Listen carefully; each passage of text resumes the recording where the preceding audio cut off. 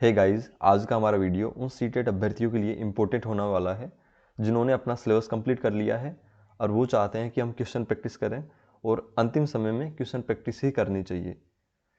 तो आज का हमारा पेपर रहेगा सीटेट 2012 का लेवल फर्स्ट, जो कि 29 जनवरी 2012 को आयोजित हुई थी। ठीक है, तो प्रत्येक क्वेश्चन को हम डिस्कस करेंगे अच्छे तरीके से। तो पहले क्वेश्चन से स्टार्ट करते हैं। इसमें हम CDP child development and pedagogy के 30 क्वेश्चन डिस्कस करेंगे, मतलब बाल विकास के 30 प्रश्न। ठीक है, तो पहले क्वेश्चन से स्टार्ट करते हैं। आपको प्रत्येक क्वेश्चन का आंसर देते हुए चलना है। तो प्रथम प्रश्न है, जब बच्चा फेल होता है तो इसका तात्पर्य है। आपका टाइम स्टार्ट होता है ओनली 5 सेकेंड अब।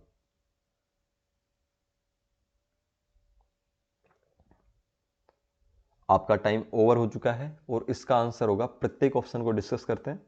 बच्चे ने उत्तरों को सही तरीके से याद नहीं किया, ये बिल्कुल गलत है।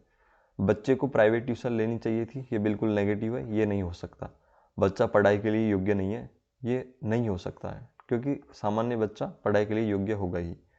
तो इसका आंसर होगा, जब बच्चा फेल होता है तो इसका तात्पर्य सीधा क्या है कि स्कूल की शिक्षण व्यवस्था ही फेल हो गई। ठीक है, और इसका जो व्याख्या है आप यहाँ पे देख सकते हैं। यदि छात्र किसी भी प्रकार से मानसिक रोग से पीड़ित नहीं है, अर्थात सामान्य छात्र है, और यदि वह परीक्षा में फेल हो जाता है तो इसका सीधा और सीधा तात्पर्य यह है कि उनकी शिक्षण व्यवस्था ही फेल हो चुकी है। छात्र फेल नहीं हुआ है, शिक्षण व्यवस्था फेल हुई है। ठीक है, सेकंड क्वेश्चन पे जाते हैं। सेकंड क्वेश्चन है, शिक्षण से अधिगम पर बल देने वाला परिवर्तन हो सकता है। मतलब शिक्षण के द्वारा, पढ़ाने के द्वारा, जो सिखाने के माध्यम में, मतलब आप कोई भी टीचर पढ़ा रहा है, ठीक है, तो उसके पढ़ाने के द्वारा बच्चे, सामने वाले जो बच्चा है वो सीख रहा है, उसके सीखने पर क्या परिवर्तन हो सकता है, मतलब यानी कि किस तरीके से बेहतर परिवर्तन किया जा सकता है। इस क्वेश्चन का मतलब ये है। तो आपका टाइम स्टार्ट होता है ओनली 5 सेकेंड अब।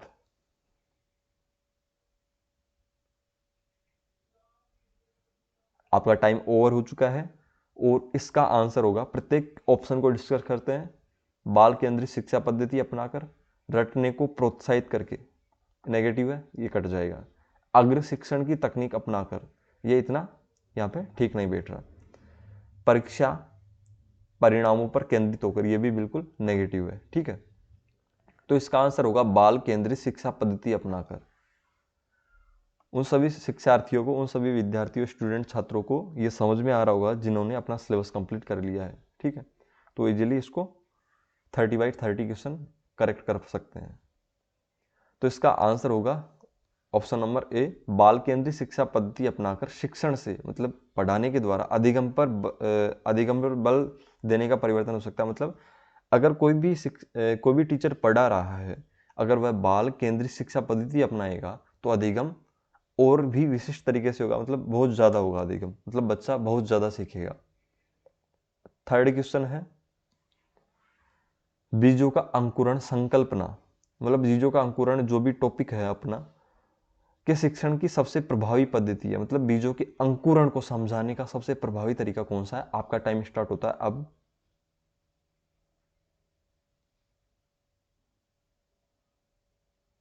आपका टाइम ओवर हो चुका है और इसका आंसर होगा, प्रत्येक ऑप्शन को डिस्कस करते हैं।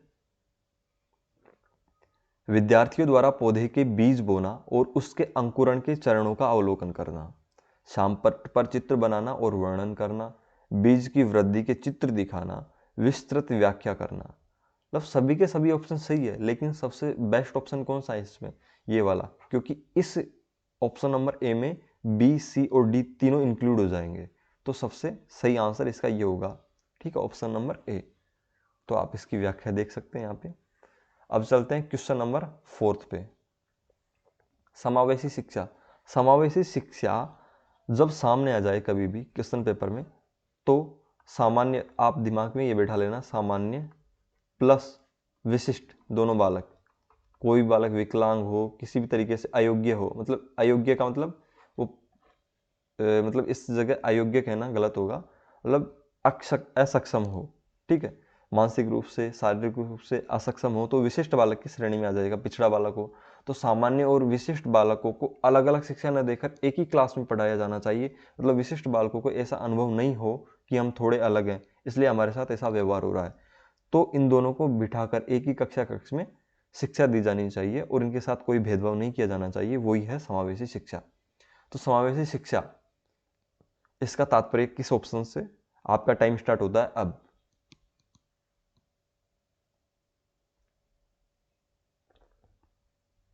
आपका टाइम ओवर हो चुका है। इसका आंसर होगा, प्रत्येक ऑप्शन को डिस्कस करते हैं। कक्षा में विविधता का उत्सव बनाती है समावेशी शिक्षा। दाखिले संबंधी कठोर प्रक्रियाओं को बढ़ावा देती है। बिल्कुल गलत ऑप्शन है, नेगेटिव ऑप्शन है। समावेशी शिक्षा ऐसा करती ही नहीं है। तथ्यों की शिक्षा मतारोपण से संबंधित है, मतलब तथ्यों की शिक्षा से संबंधित नहीं है। इसका कोई ऐसा मतलब इस ऑप्शन से कोई रिलेशन नहीं है। हाशिए पर स्थित वर्गों से शिक्षकों को सम्मिलित करने से संबंधित है। इसमें हाशिए पर स्थित वर्ग मतलब जो पिछड़े बालक है वो नहीं, बल्कि सभी के सभी विशिष्ट बालक आ जाएंगे। तो ये ऑप्शन भी गलत होगा। इसका सही आंसर होगा, कक्षा में विविधता का उत्सव बनाती है। विविधता का मतलब सामान्य अलग अलग तरीके के बालक बैठेंगे। कोई सामान्य बालक है, कोई प्रतिभाशाली है, थोड़ा कोई पढ़ने में कमजोर है, कोई शारीरिक रूप से अक्षम है, कोई मानसिक रूप से असक्षम है। तो विविधता का उत्सव बनाती है समावेशी शिक्षा। इसकी एक्सप्लेनेशन मतलब व्याख्या यहाँ पे आप देख सकते हैं। शिक्षा एक। नेक्स्ट क्वेश्चन चलते हैं, क्वेश्चन नंबर 5। क्वेश्चन नंबर 5, किस प्रकार के प्रश्नों को वस्तुनिष्ठ प्रश्नों की श्रेणी में रखा जाता है? तो आपको याद आ रहा होगा कि भाई कौन कौन से प्रश्न हो सकते हैं। आपका टाइम स्टार्ट होता है अब। आपका टाइम ओवर हो चुका है और इसका आंसर होगा सत्य या असत्य वाले प्रश्न। आपको पता होगा सत्य असत्य वाले प्रश्न, मिलान वाले प्रश्न और जो रिक्त स्थान वाले प्रश्न होते हैं, ठीक है, और सही गलत वाले प्रश्न। ये 3-4 तरीके के प्रश्न उसमें वस्तुनिष्ठ प्रश्नों की श्रेणी में आते हैं। लघुतरात्मक प्रश्न बिल्कुल अलग है, मुक्त उत्तर वाला प्रश्न बिल्कुल अलग है, निबंधात्मक प्रश्न बिल्कुल अलग है। ठीक है, इसका आंसर होगा ऑप्शन नंबर सी। चलते हैं क्वेश्चन नंबर 6 पे। निम्नलिखित में से कौन सी प्रगतिशील शिक्षा की विशेषता है? प्रगतिशील शिक्षा की कौन सी विशेषता है? आपका टाइम स्टार्ट होता है अब।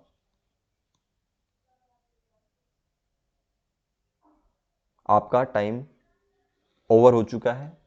प्रत्येक ऑप्शन को डिस्कस करते हैं। केवल, जहां पे केवल लग जाए वो नेगेटिव ऑप्शन होगा और यहाँ पे पॉजिटिव आंसर चाहिए अपन को, तो ये वैसे ही कट हो जाएगा। आपको मतलब परीक्षा में बिल्कुल ये देखना है केवल ऐसे मतलब कुछ नेगेटिव, ये नेगेटिव वर्ड है केवल।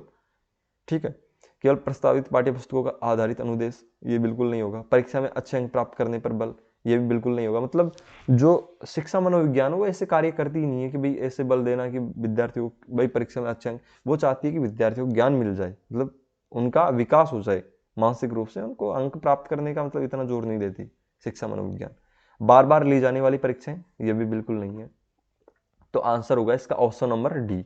समय सारणी और बैठने की व्यवस्था में लचीलापन, मतलब फ्लेक्सिबिलिटी चाहिए। यहाँ पे प्रगतिशील शिक्षा में फ्लेक्सिबिलिटी चाहिए। ठीक है, तो आप इसकी व्याख्या देख सकते हैं यहाँ पे। अब चलते हैं क्वेश्चन नंबर 7 पे। क्वेश्चन नंबर 7, एक शिक्षक प्रश्न पत्र बनाने के बाद यह जांच करता है। क्या जांच करता है? यह जांच करता है कि क्या प्रश्न परीक्षण के विशिष्ट उद्देश्यों की परीक्षा ले रहे हैं। मतलब जो उसने प्रश्न बनाए हैं उस परीक्षण के, क्या वो विशिष्ट उद्देश्यों की परीक्षा ले रहे हैं। वह मुख्य रूप से प्रश्न पत्र के बिंदु बिंदु के बारे में चिंतित है। मतलब प्रश्न पत्र के किसके बारे में चिंतित है, मतलब उसने प्रश्न बना दिया।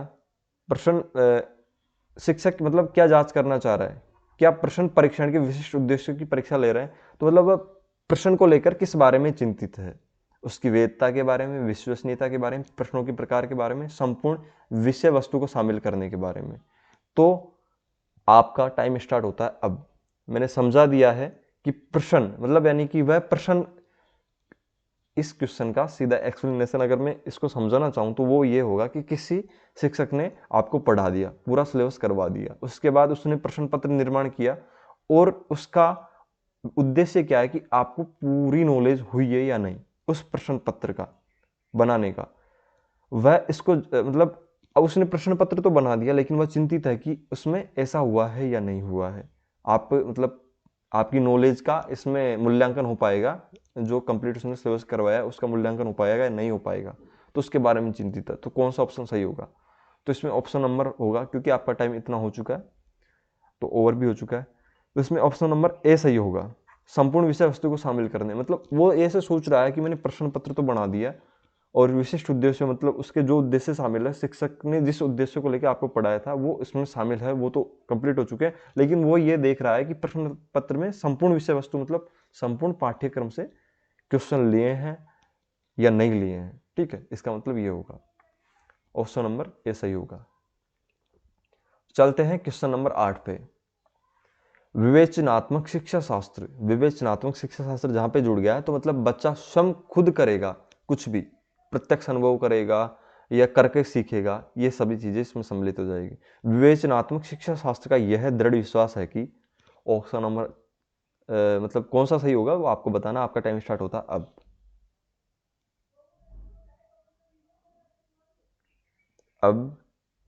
आपका टाइम ओवर हो चुका है। तो प्रत्येक ऑप्शन को डिस्कस करते हैं। शिक्षार्थियों को स्वतंत्र रूप से तर्कना नहीं करनी चाहिए। मतलब स्वतंत्र रूप से तर्कना मतलब क्यों नहीं सोचेंगे स्वतंत्र रूप से, ऐसा थोड़ी है इसमें, स्वतंत्र रूप से सोचेंगे। बच्चे स्कूल के बाहर क्या सीखते हैं यह अप्रासंगिक है, बिल्कुल गलत है, ये प्रासंगिक है। शिक्षार्थियों के अनुभव और प्रत्यक्ष महत्वपूर्ण होते हैं, यहाँ पे कुछ छूट गया है।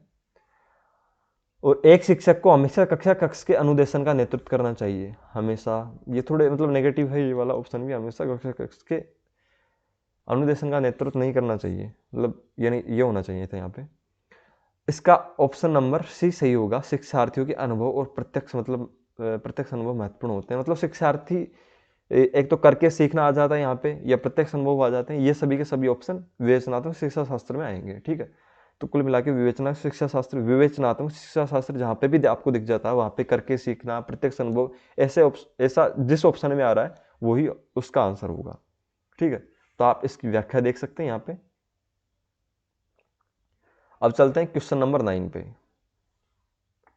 क्वेश्चन नंबर 9 क्या कहता है? विद्यालय आधारित आकलन मुख्य रूप से किस सिद्धांत पर आधारित होता है? मतलब विद्यालय आधारित आकलन मतलब आपकी जो विद्यालय में परीक्षा ली जाती है बोर्ड के अलावा, वो मुख्य रूप से किस सिद्धांत पर आधारित होता है? तो आपके 4 ऑप्शन है, कौन सा सही होगा आपको बताना। आपका टाइम स्टार्ट होता है अब।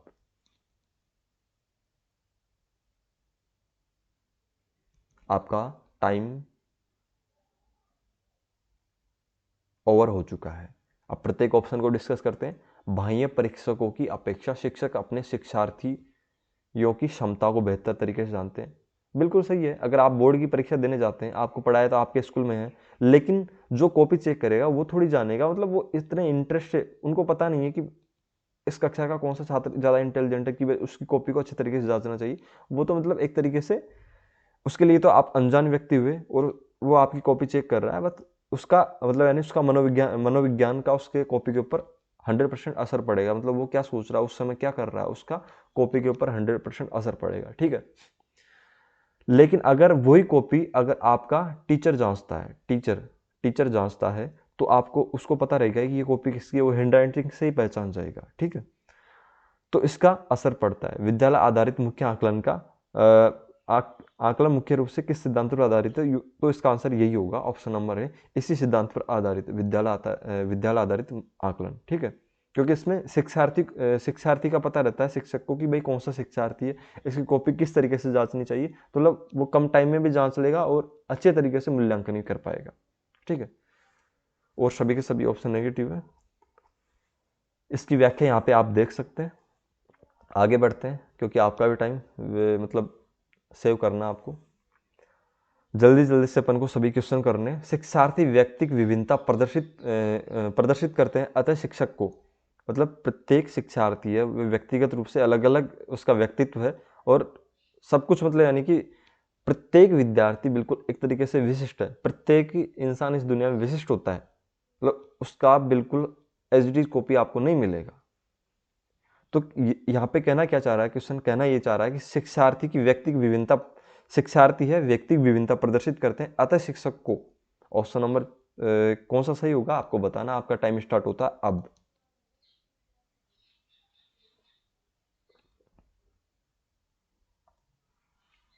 आपका टाइम ओवर हो चुका है। प्रत्येक ऑप्शन को डिस्कस करते हैं। सीखने के विविध अनुभवों को उपलब्ध कराना चाहिए, बिल्कुल सही है। शायद यही ऑप्शन इसका सही होगा, क्योंकि प्रश्न क्या है, प्रश्न है कि शिक्षार्थी व्यक्तिगत विभिन्नता प्रदर्शित करते हैं, शिक्षक को क्या करना चाहिए। मतलब प्रत्येक शिक्षार्थी अलग है, अलग अलग तरीके की भिन्नता है उनके अंदर, तो शिक्षक को करना चाहिए कि अधिक से अधिक उनको अवसर प्रदान करें, सीखने के विभिन्न अनुभवों को उनको उपलब्ध कराए या अवसरों को उनको उपलब्ध कराए। यही इसका सही आंसर होगा। कठोर अनुशासन बिल्कुल गलत है, परीक्षाओं की संख्या बिल्कुल गलत है, बढ़ा देनी चाहिए बिल्कुल गलत है। अधिगम एक समान गति पर, मतलब अधिगम की एक समान गति पर बल कैसे दे सकते हैं, क्योंकि कोई छात्र 3 घंटे में एक टॉपिक को सीख पा रहा है, उसी टॉपिक को एक छात्र आधे घंटे में सीख पा रहा है, तो अधिगम की एक समान गति पर बल नहीं दे सकते। इसलिए आपको टीचर कहते हुए मिलेंगे अपनी कक्षा में कि मैं तो बिल्कुल स्लोली पढ़ाऊंगा, क्योंकि यहाँ पे विद्यार्थियों का लेवल अलग अलग है। तो वही यहाँ पे क्वेश्चन भी वही है यहाँ पे, ठीक है। सीखने के विभिन्न अनुभव या अवसर उपलब्ध कराने चाहिए ताकि विद्यार्थी अधिक से अधिक सीख सके। निम्नलिखित में से कौन सा विकास का सिद्धांत है, कौन सा विकास का सिद्धांत है। सभी की विकास दर समान नहीं होती, बिल्कुल सही है ये भी, लेकिन सिद्धांत नहीं है, ठीक है। आप आपका ऑप्शन जो भी सही है वो कमेंट सेक्शन में टाइप कीजिए, वीडियो को यहाँ पे रोक के। पहला ऑप्शन गलत हो जाएगा, क्योंकि ये बिल्कुल विकास के मामले में बिल्कुल सही है, विकास दर समान नहीं होती सभी की, लेकिन सिद्धांत नहीं है। विकास हमेशा रेखीय होता है, बिल्कुल गलत है। विकास इस तरीके से होता है, ठीक है, वर्तुलाकार, लयाकार। यह निरंतर चलने वाली प्रक्रिया नहीं है, बिल्कुल गलत है, निरंतर चलने वाली प्रक्रिया है। सिद्धांत कौन सा है, 1 मिनट, यहाँ पे अपन को देखना पड़ेगा। निम्नलिखित में से कौन सा विकास का सिद्धांत है। विकास हमेशा रेखीय होता है, ये गलत हो जाएगा, शायद ये ऑप्शन नंबर सही, ए सही होगा इसमें। विकास हमेशा रेखीय होता है, बिल्कुल गलत है। यह निरंतर चलने वाली प्रक्रिया नहीं है, यह भी गलत है, निरंतर चलने वाली प्रक्रिया है। विकास की सभी प्रक्रियाएं अंतर संबंधित नहीं है, बिल्कुल गलत है, सभी प्रक्रियाएं अंतर संबंधित है। ऑप्शन नंबर ए सही होगा। यहाँ पे थोड़ा मैंने आपको पहले गलत एक्सप्लेन कर दिया था, ऑप्शन नंबर ए सही होगा। सभी की विकास दर समान नहीं होती, मतलब विकास का सिद्धांत क्या है, मतलब ये लाइन किसको रिप्रेजेंट करती है, ये लाइन विकास के मतलब यानी विकास दर के असमानता के सिद्धांत को रिप्रेजेंट करती है। तो इसका ऑप्शन नंबर ए सही होगा, ठीक है। आगे चलते हैं क्वेश्चन नंबर 11 पे। आपको ये समझ में आ गया होगा इसमें ऑप्शन क्वेश्चन नंबर 11 में ऑप्शन नंबर ए सही क्यों हुआ, विकास का सिद्धांत कौन सा है। तो विकास का सिद्धांत ये कहता है कि सभी की विकास दर असमान होती है, एक समान नहीं होती है। यहाँ पे विकास का सिद्धांत नहीं है, लेकिन उस सिद्धांत से रिलेटेड लाइन है, इसलिए ये सही होगी, ठीक है। इसलिए मैंने आपको शुरुआत में बताया था कि विकास का सिद्धांत तो नहीं है, लेकिन विकास के बारे में सही कथन है। तो यहाँ पे तीनों कथन नेगेटिव है, तो अपन को यही मान के चलना होगा, ऑप्शन नंबर ए। अब चलते हैं क्वेश्चन नंबर 12 पे। बिल्कुल बिल्कुल इजी क्वेश्चन है। मानव विकास को क्षेत्रों में विभाजित किया जा सकता है या किया जाता है, जो है मानव, मतलब जो मानव विकास है उसको कौन कौन से क्षेत्रों में विभाजित किया गया है। बिल्कुल सही आंसर आप दे सकते हैं इसका, अगर आपने पढ़ा होगा तो ऑप्शन नंबर सी इसका सही आंसर होगा। मनोवैज्ञानिक, संज्ञानात्मक, संवेगात्मक और सामाजिक। इनको रट लेना अगर याद नहीं है तो, बिल्कुल इंपॉर्टेंट क्वेश्चन है, ठीक है। इसकी व्याख्या आप यहाँ पे देख सकते हैं, वैसे तो आपको ये क्वेश्चन आना चाहिए। आगे चलते हैं क्वेश्चन नंबर 13 पे। अब इसको अच्छे से समझना है। जो क्वेश्चन बड़े होते हैं बिल्कुल इजी होते हैं, बस उन पे आपको अपने क्वेश्चन को अपने ऊपर हावी नहीं होने देना है। एक शिक्षिका पाठ्य वस्तु और फल सब्जियों के कुछ चित्रों का प्रयोग करती है और अपने से विद्यार्थियों से चर्चा करती है।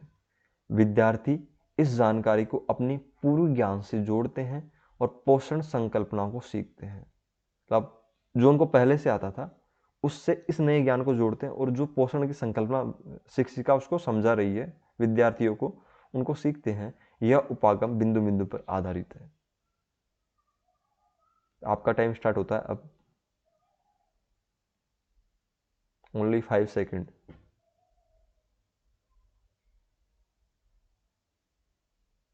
आपका टाइम ओवर हो चुका है।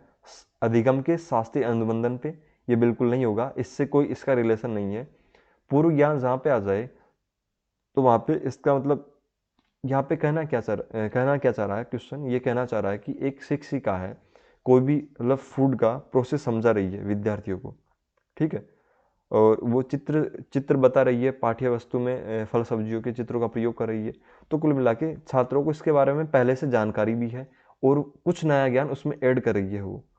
ठीक है, तो यह किस उपागम पर आधारित होगा? ये पुनर्बलन का सिद्धांत भी नहीं होगा, अधिगम के सक्रिय अनुबंध सिद्धांत भी नहीं होगा, ज्ञान के निर्माण पर आधारित है। मतलब इसमें सीधा यह है कि पूर्व ज्ञान और अभी का ज्ञान जुड़ के एक ज्ञान का निर्माण करेगा, नए ज्ञान का निर्माण करेगा। ठीक है, इसकी व्याख्या यहाँ पे आप देख सकते हैं। आगे चलते हैं क्वेश्चन नंबर 14 पे। बिल्कुल इजी क्वेश्चन है, आप इसका आंसर टाइप कर दीजिए पढ़ के। क्वेश्चन नंबर 14 कहता है, जब बच्चे की दादी उसे उसकी माँ की गोद से ले लेती है तो बच्चा रोने लगता है, बच्चे के रोने का क्या कारण है? ऑप्शन नंबर ए है सामाजिक दुश्चिंता, हो नहीं सकता। अजनबी दुश्चिंता, अजनबी बिल्कुल नहीं हो सकता क्योंकि बच्चा उसी माहौल में पड़ा है तो दादी को भी जानेगा।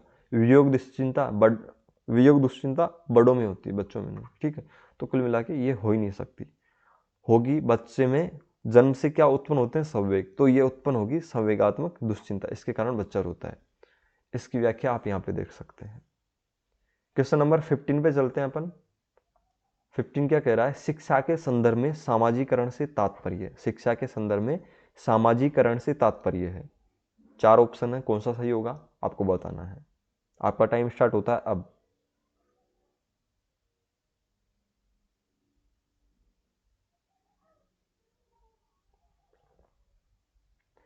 आपका टाइम ओवर हो चुका है और इसका आपने आंसर अपने माइंड में दे दिया होगा और आप कमेंट सेक्शन में टाइप भी कर सकते हैं।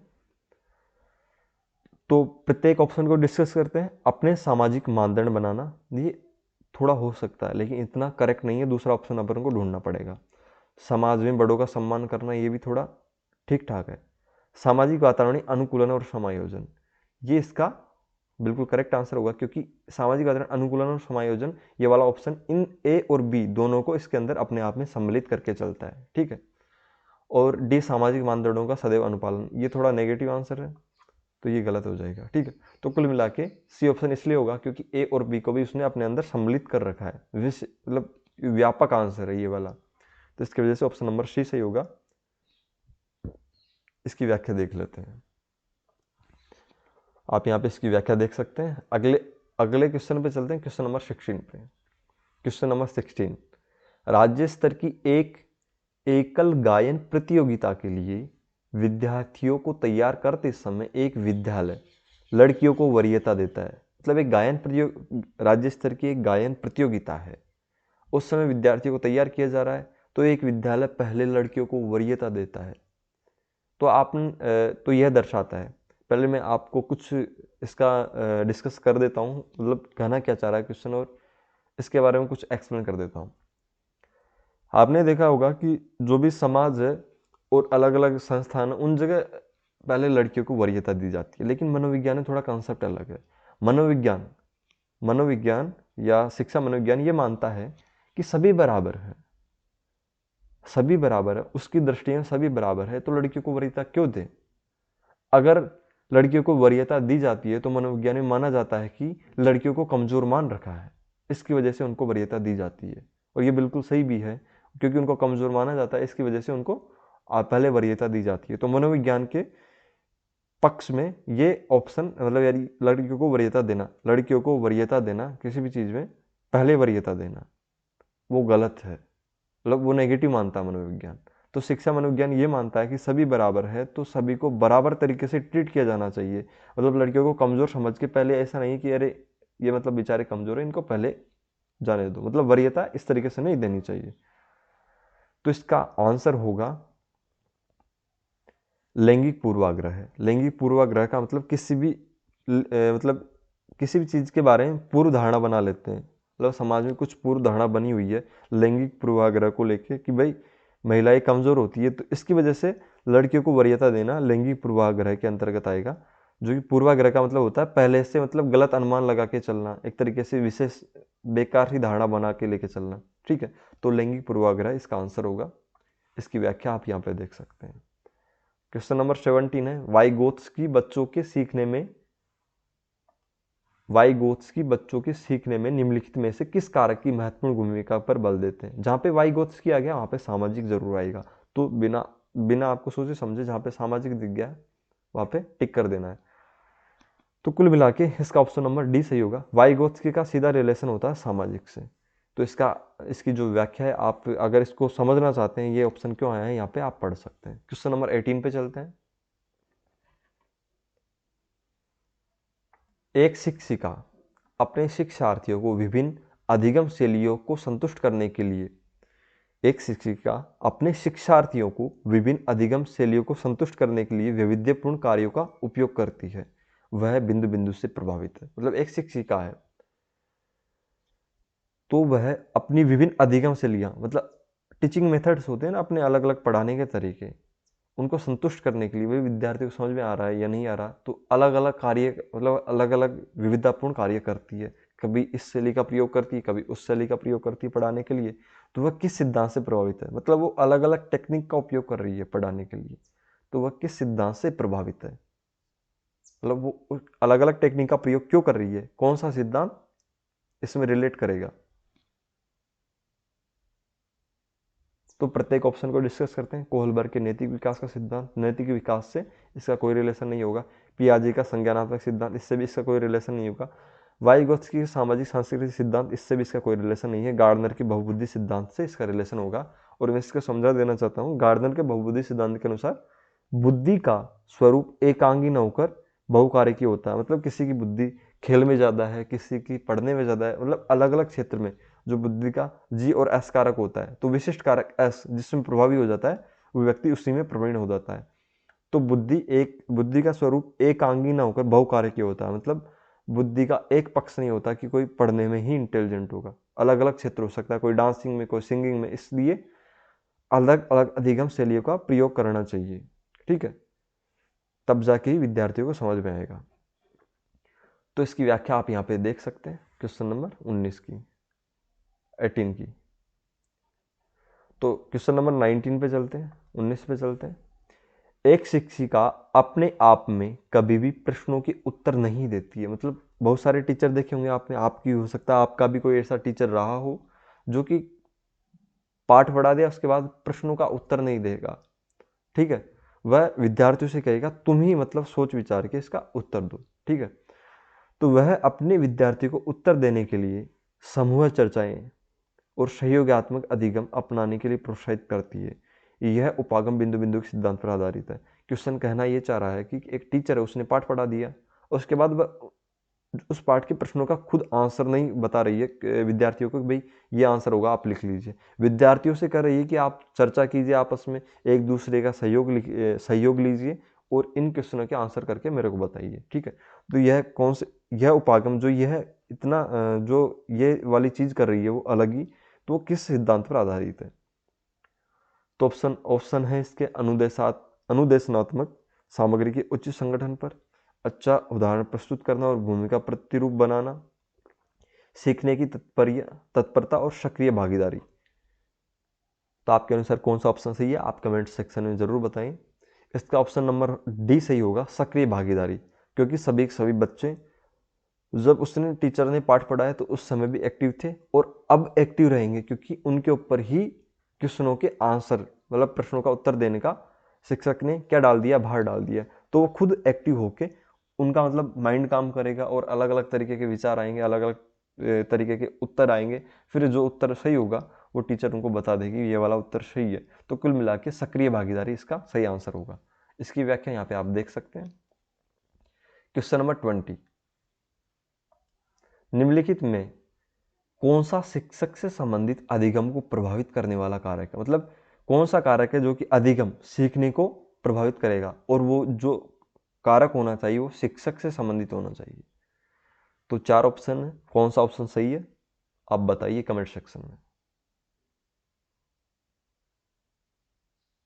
आपका टाइम ओवर हो चुका है। अब प्रत्येक ऑप्शन को डिस्कस करते हैं। बैठने की उचित व्यवस्था शिक्षक से संबंधित नहीं है। शिक्षण अधिगम संसाधनों की उपलब्धता, ये भी शिक्षक से संबंधित नहीं है, ये व्यवस्थापक से संबंधित है। ठीक है, विषय वस्तु या अधिगम अनुभवों की प्रकृति, विषय वस्तु टीचर से संबंधित थोड़ी है। विषय वस्तु तो मतलब एक तरीके से जो आपका सिलेबस है वो रहा। ठीक है, विषय वस्तु में प्रवीणता ये शिक्षक से संबंधित है, कि विषय वस्तु में शिक्षक को प्रवीणता तो होनी चाहिए। अगर शिक्षण विधि आ जाती तो प्रवीणता से ऊपर वो वाली चीज हो जाती, लेकिन यहाँ पे वो वाली चीज़ नहीं है। शिक्षण विधियाँ मतलब शिक्षक की शिक्षण विधियाँ उसकी प्रवीणता से भी ऊपर मानी जाएगी, लेकिन यहाँ पे वैसा ऑप्शन नहीं है। यहाँ पे ओनली और ओनली यहाँ पे ऑप्शन है कि विषय वस्तु में शिक्षक की प्रवीणता। ऑप्शन नंबर डी सही होगा। इसकी व्याख्या यहाँ पे आप देख सकते हैं और समझ सकते हैं। क्वेश्चन नंबर 21, 21 क्वेश्चन नंबर 21 क्या कहता है? कोहल वर्ग के अनुसार, कोहल वर्ग का मतलब नैतिक विकास का सिद्धांत। ठीक है, आपको विकास के सिद्धांत याद होने चाहिए। कोहल वर्ग के अनुसार शिक्षक बच्चों में नैतिक मूल्यों का विकास कर सकता है। ठीक है, शिक्षक बच्चों में नैतिक मूल्यों का विकास कर सकता है। तो किस तरीके से कर सकता है? कौन सा ऑप्शन इसमें सही होगा? आपका टाइम स्टार्ट होता है अब।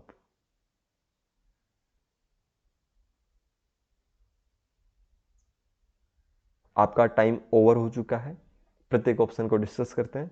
धार्मिक शिक्षा को महत्व देकर, ये तो बिल्कुल नेगेटिव है। धार्मिक शिक्षा का तो मामला ही नहीं है बिल्कुल। ठीक है, व्यवहार के स्पष्ट नियम बनाकर, ये थोड़ा ठीक ठाक हो सकता है, लेकिन नैतिक विकास से, नैतिक मूल्यों से इसका कोई संबंध नहीं है। नैतिक मुद्दों पर आधारित चर्चाओं में उन्हें शामिल करके, ये बिल्कुल सही है। ऑप्शन नंबर सी सही होगा। नैतिक मूल्य तभी तो विकसित करेंगे कि भाई नैतिक मुद्दों पर चर्चा करें और विद्यार्थियों को शामिल करें। अब इसका ऑप्शन नंबर सी सही होगा। उसकी व्याख्या आप यहाँ पे देख सकते हैं किस तरीके से ऑप्शन नंबर सी सही हुआ। ठीक है, चलते हैं क्वेश्चन नंबर 22 पे। क्वेश्चन नंबर 22, छोटे शिक्षार्थियों को कक्ष में समवयस्कों के साथ अंतःक्रिया करने के लिए प्रोत्साहित करना चाहिए। तो जो छोटे विद्यार्थी हैं उनको समवयस्क, समवयस्क का मतलब क्या हुआ? उनके समान। वयस्क मतलब उनके समान जो भी हैं उनके साथ, या उनसे थोड़े बड़े, उनके साथ अंतःक्रिया मतलब डिस्कस करने के लिए प्रोत्साहित करना चाहिए। जिससे इसका ऑप्शन नंबर कौन सा सही होगा आप कमेंट सेक्शन में बताइए।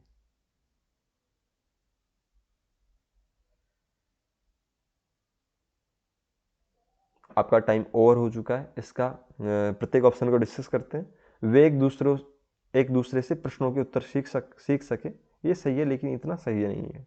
ठीक है, इतना सही यहाँ पे नहीं बैठ रहा। पाठ्यक्रम को बहुत जल्दी पूरा किया जा सके, गलत है, नेगेटिव आंसर है। वे पढ़ने के दौरान सामाजिक कौशल सीख सकें। ठीक है, तो सामाजिक कौशल सीख सके, ये ज़्यादा मतलब 99% ये वाला ऑप्शन सही हो सकता है। अगले ऑप्शन को चेक कर लेते हैं। शिक्षक कक्ष को बेहतर तरीके से नियंत्रित कर सके, मतलब इसका इससे कोई रिलेशन नहीं है। भाई छोटे शिक्षार्थी समवयस्कों के साथ अंतःक्रिया करें, इन दोनों ऑप्शनों का इससे कोई रिलेशन नहीं है। ये ऑप्शन सही हो सकता है, वे एक दूसरे से प्रश्नों के उत्तर सीख सके, लेकिन ये इतना सही नहीं है जितना कि ऑप्शन नंबर सी है। अगर दो छात्रों के समूह के बीच अंतःक्रिया होगी तो सामाजिक कौशल का मतलब यानी सामाजिक कौशल का विकास उनके अंदर होगा। ठीक है, तो इसका ऑप्शन नंबर सी सही होगा, और क्यों हुआ है वो आप यहाँ पे व्याख्या में समझ सकते हैं। क्वेश्चन नंबर 23, जब एक निर्योग्य बच्चा पहली बार, मतलब निर्योग्य, उसके अंदर कोई योग्यता नहीं है, पहली बार विद्यालय आता है तो शिक्षक को क्या करना चाहिए? चार ऑप्शन आपके पास है, कौन सा सही होगा सोच के बताइए। जब एक निर्योग्य बच्चा पहली बार विद्यालय आता है तो शिक्षक को क्या करना चाहिए, इसका उत्तर देना है। तो जब एक निर्योग्य बच्चा पहली बार विद्यालय आता है तो शिक्षक को क्या करना चाहिए? प्रत्येक ऑप्शन को डिस्कस करते हैं। बच्चे की निर्योग्यता के अनुसार उसे विशेष विद्यालय में भेजने का प्रस्ताव देना चाहिए। बिल्कुल गलत है। ठीक है, निर्योग्य है तो इसका मतलब ये थोड़ी है उसको किसी दूसरे विद्यालय में भेजेंगे, वहाँ पे भी उसको निर्योग्य समझ के दूसरे विद्यालय में भेज दिया जाएगा, तो ये बिल्कुल गलत है। ठीक है, उसमें उसके अंदर योग्यता का विकास करना चाहिए, ये होना चाहिए था। उसे अन्य विद्यार्थियों से अलग रखना चाहिए, यह भी बिल्कुल गलत है।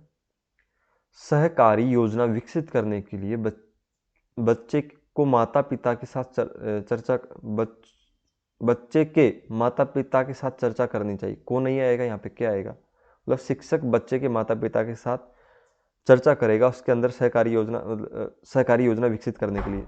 ठीक है, तो इसमें ऑप्शन नंबर सी सही होगा। इसकी व्याख्या यहाँ पे आप देख सकते हैं।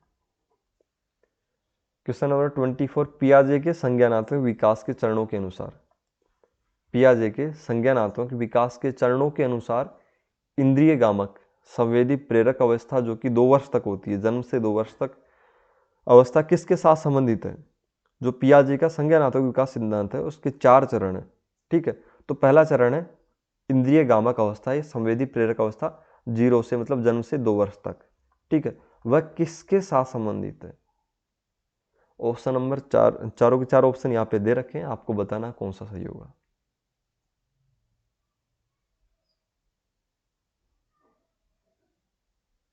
आपका टाइम ओवर हो चुका है और इसका आंसर होगा ऑप्शन नंबर ए, जो कि बिल्कुल साफ स्पष्ट दिखाई दे रहा है कि 0 से 2 वर्ष में बच्चा अनुकरण करता है, स्मृति में कुछ चीज़ों को धारण करता है और मानसिक निरूपण करता है। मतलब कुल मिला के वह भाषा ज्ञान होता है उसको अनुकरण करके, अनुकरण इसमें मुख्य प्रक्रिया, अनुकरण के द्वारा ही वह सब कुछ सीखता है। ठीक है, ऊंचाई गहराई समय, मतलब उनका हल्का फुल्का ज्ञान होने लगता है, नवीन वस्तुओं को समझने लगता है। ठीक है, इस तरीके से तो ऑप्शन नंबर ए सही होगा।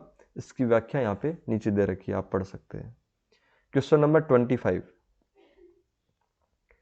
क्वेश्चन नंबर 25 है मानव व्यक्तित्व परिणाम है।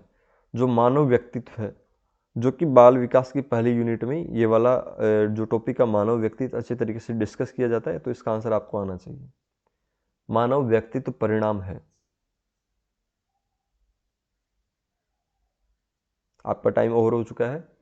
इसका आंसर होगा आनुवांशिकता और वातावरण की अंतर्क्रिया, क्योंकि वुडवर्थ ने समझाया था कि जो मानव व्यक्तित्व होता है वो आनुवांशिकता और वातावरण का क्रॉस प्रोडक्ट होता है। मतलब उसका उसकी जो अंतर्क्रिया से उत्पन्न होता है वो मानव व्यक्तित्व होता है। किसकी अंतर्क्रिया से? एक तो आनुवांशिक फैक्टर और वातावरण, दोनों की अंतर्क्रिया से जो उत्पन्न होगा वो मानव व्यक्तित्व होगा। ठीक है, तो वुडवर्थ के अनुसार ये ऑप्शन सही है और इसी ऑप्शन को यहाँ पे सही माना जाएगा। केवल वातावरण नहीं आएगा इसमें, दोनों आएंगे, वातावरण और आनुवांशिकता। आनुवांशिकता भी केवल नहीं आएगी, दोनों होंगे, तब जाके ही मानव व्यक्तित्व का निर्माण होगा। इसकी व्याख्या यहाँ पे देख सकते हैं। क्वेश्चन नंबर 26, शिक्षण अधिगम प्रक्रिया में व्यक्तिगत रूप से ध्यान देना महत्वपूर्ण है, क्योंकि जो शिक्षण अधिगम प्रक्रिया है उसमें व्यक्तिगत रूप से ध्यान देना महत्वपूर्ण क्यों है। इसका आंसर आपको देना है। चारों के चार ऑप्शन आपके पास है, आप बताइए कौन सा ऑप्शन सही होगा।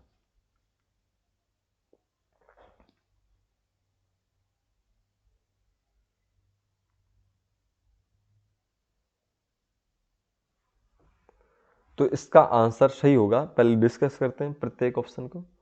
शिक्षार्थी हमेशा समूहों में ही बेहतर सीखते हैं, तो ये सही हो सकता था, लेकिन यहाँ पे जोड़ दिया है समूहों में ही।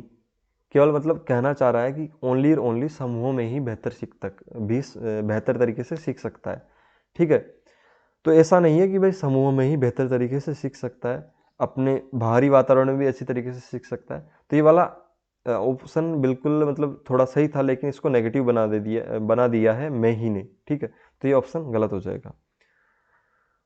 शिक्षक प्रशिक्षण कार्यक्रमों में ऐसा ही बताया गया है, ये भी मतलब इतना ठीक नहीं है। मतलब बताया गया है, इसका मतलब इसका कोई औचित्य नहीं है यहाँ से, क्योंकि क्वेश्चन कहना चाह रहा है कि शिक्षण अधिगम प्रक्रिया है। जब एक शिक्षक बालक को पढ़ाता है या उसको अधिगम करवाता है, तो व्यक्तिगत रूप से ध्यान देना महत्वपूर्ण क्यों है। प्रत्येक बालक पर व्यक्तिगत रूप से, मतलब प्रत्येक बालक को देखते हुए कि भाई किसने कितना अर्जित किया है, तो इस तरीके का ध्यान देना क्यों महत्वपूर्ण है। इसका आंसर ऑप्शन नंबर सी होगा। ऑप्शन नंबर सी नहीं होगा, क्योंकि इसमें बता रखा है इससे प्रत्येक शिक्षार्थी को अनुशासित करने के लिए शिक्षक को बेहतर अवसर मिलते हैं।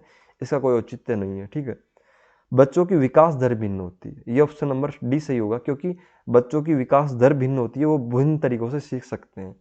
कुल मिला के प्रत्येक बच्चे की विकास दर भिन्न होती है, क्योंकि प्रत्येक बालक इस दुनिया में विशिष्ट होता है और प्रत्येक बच्चे की सीखने की दर भी भिन्न भिन्न होती है और विकास की दर भी भिन्न भिन्न होती है। ठीक है, सीखने के तरीके भी भिन्न भिन्न होते हैं, तो इसकी वजह से शिक्षण अधिगम प्रक्रिया में व्यक्तिगत रूप से ध्यान देना महत्वपूर्ण है। इसकी व्याख्या आप यहाँ से देख सकते हैं। क्वेश्चन नंबर 27,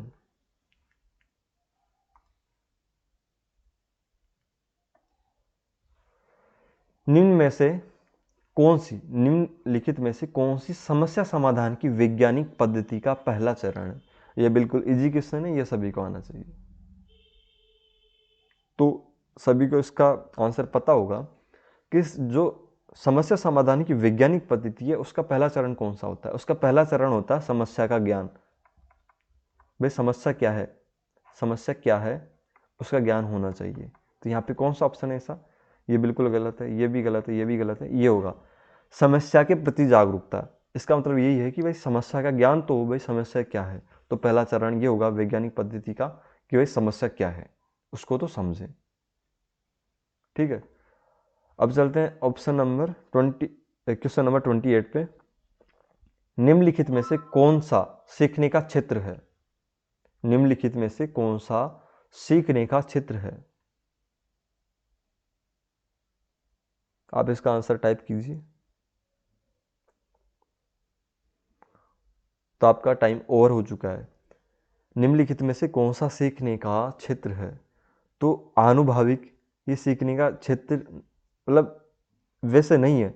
आपको ऐसा लग रहा होगा कि भाई सीखने का क्षेत्र है तो अनुभव आएंगे, तो मतलब पहले अनुभव थोड़ी आएंगे, पहले तो सीखा जाएगा, उसके बाद की प्रक्रिया अनुभव। तो ये गलत हो जाएगा यहाँ पे। आध्यात्मिक सीखने से कोई संबंध नहीं है आध्यात्मिक का, और व्यावसायिक इसका भी इतना संबंध नहीं है। मतलब इस क्वेश्चन का मतलब क्या है पहले ये समझिए। मतलब कोई भी विद्यार्थी है या कोई भी व्यक्ति है वो सीखता है, उसका किस किस क्षेत्र से संबंधित है? आनुभाविक से, आध्यात्मिक से, व्यावसायिक से या भावात्मक से। तो इसको कोई भी विद्यार्थी सीखता है तो उसका सीधा रिलेशन होता है भावात्मक पक्ष से। और वो क्यों होता है? क्योंकि जैसे कि आप किसी भी विद्यार्थी को गणित की पाठ्य पुस्तक दे दीजिए और कहिए कि भाई वो गणित के क्वेश्चन सोल्व करें पढ़ के, ठीक है। और एक कहानी की पाठ्य पुस्तक दे दीजिए, ठीक है। तो कौन सी पाठ्य पुस्तक में रुचि दर्शाएगा? वो सभी को पता है कि कहानी की पाठ्य पुस्तक में रुचि दर्शाएगा। ऐसा क्यों है? ऐसा इसलिए है क्योंकि वह भावात्मक रूप से उसके प्रति सकारात्मक या सुखद अनुभव करेगा कहानी की जो पाठ्य पुस्तक है उसके प्रति। लेकिन गणित की जो पाठ्य पुस्तक है वो क्लिष्ट लगेगी, इसकी वजह से वो भावात्मक रूप से मतलब भावनात्मक रूप से उसके प्रति जुड़ नहीं पाएगा और सुखद अनुभव इतना प्राप्त नहीं कर पाएगा जितना कि कहानी की पाठ्य पुस्तक में। तो इसका सीधा और सीधा सीखने का रिलेशन होता है भावात्मक पक्ष से। ऑप्शन नंबर बी सही होगा।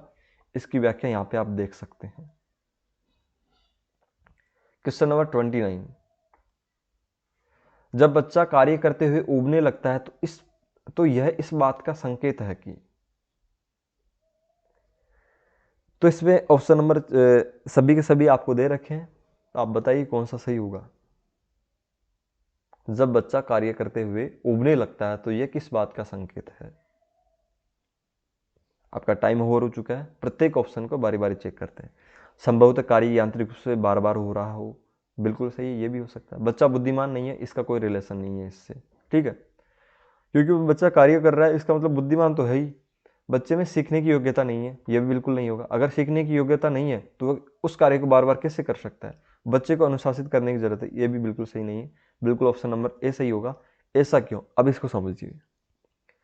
जब बच्चा कार्य करते हुए उबने लगता है तो इस बात का संकेत है, मतलब बच्चा किसी बच्चे को कोई कार्य दे दिया जाता है, जैसे कि एजुकेशन से रिलेटेड एग्जाम्पल ले लेते हैं, गणित, मैथमेटिक्स। अब एक बच्चा है, कक्षा में 5 पीरियड आते हैं, तो एक पीरियड ओनली गणित का क्या था, कंप्लीट था। इसके अलावा चारों के चारों पीरियड इसमें शिक्षक अनुपस्थित थे, कोई भी नहीं आया। तो क्या किया गया कि गणित के टीचर को ही चारों पीरियड लेने के लिए कहा गया। तो जब बच्चा पहले कालांश से लेकर अंतिम कालांश तक केवल और केवल गणित पढ़ रहा है और गणित के क्वेश्चन निकाल रहा है, तो कुल मिला के उसके अंदर बोरियत होने लगेगी। अगर ऐसा 10 से 5 दिन उसके साथ हुआ है तो बिल्कुल एक तरीके से वह पढ़ाई से बिल्कुल मुंह मोड़ देगा। तो कुल मिला के कहने का मतलब यह है कि किसी एक कार्य को करते हुए यांत्रिक रूप से एक ही एक कार्य बार बार हो रहा है, मतलब गणित ही गणित पढ़ाई जा रही है, मतलब यांत्रिक रूप से लगातार एक ही एक कार्य बार बार दोहराया जा रहा है, तो उसमें उबाऊ 100% होगा। जैसे कि एक मूवी आपने देख ली और ऐसा थोड़ी है कि भाई आप उसी मूवी को लगातार एक दिन में 10 बार देख सकते हैं, तो इसमें उबाऊ होगा 100%। तो इसका मतलब यह है कि किसी भी कार्य को यांत्रिक रूप से बार बार किया जाएगा तो उसमें बोरियत होगी। तो इसका ऑप्शन नंबर ए सही होगा। इसकी व्याख्या यहाँ पे आप देख सकते हैं। Question number 30। प्राय शिक्षार्थियों की त्रुटियां बिंदु बिंदु की ओर संकेत करती है। जो शिक्षार्थी त्रुटि करते हैं वो किसकी ओर संकेत करता है? मतलब यानी कि त्रुटियां क्यों हो रही है, रीजन क्या है? 4 ऑप्शन आपके पास है, आप आपका आंसर कमेंट सेक्शन में टाइप कीजिए।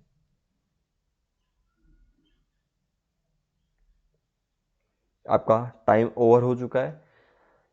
प्रत्येक ऑप्शन को डिस्कस करते हैं कि शिक्षार्थी त्रुटियां क्यों करते हैं, क्या कारण हो सकता है। ठीक है, शिक्षार्थियों की त्रुटियां किसकी ओर संकेत करती है, वे कैसे सीखते हैं, इसका इससे कोई ज़्यादा औचित्य नहीं है। यांत्रिक अभ्यास की आवश्यकता है, मतलब शिक्षार्थी की त्रुटियां कम कैसे होगी, इस ऑप्शन को ढूंढना है। ठीक है, ये हो सकता है सही, ऑप्शन नंबर बी सही हो सकता है, यांत्रिक अभ्यास की आवश्यकता है।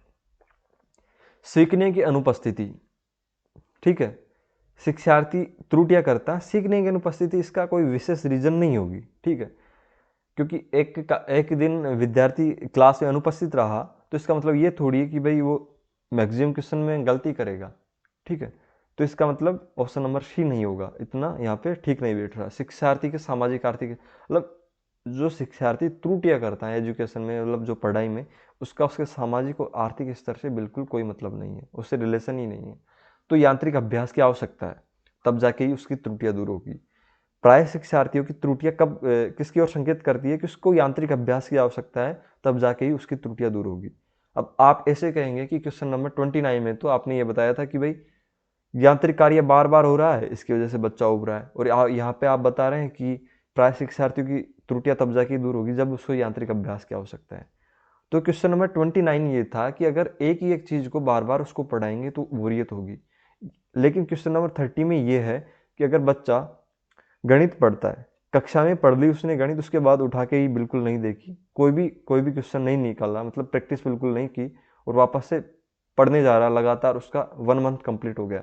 ठीक है, उसके बाद प्रथम टेस्ट होता है, लेकिन उसने केवल क्लास में पढ़ा है, उसके बाद एक बार भी रिवाइज नहीं किया, और सीधा वो टेस्ट देता है, तो 10 में से उसके 2 मार्क्स आ रहे हैं।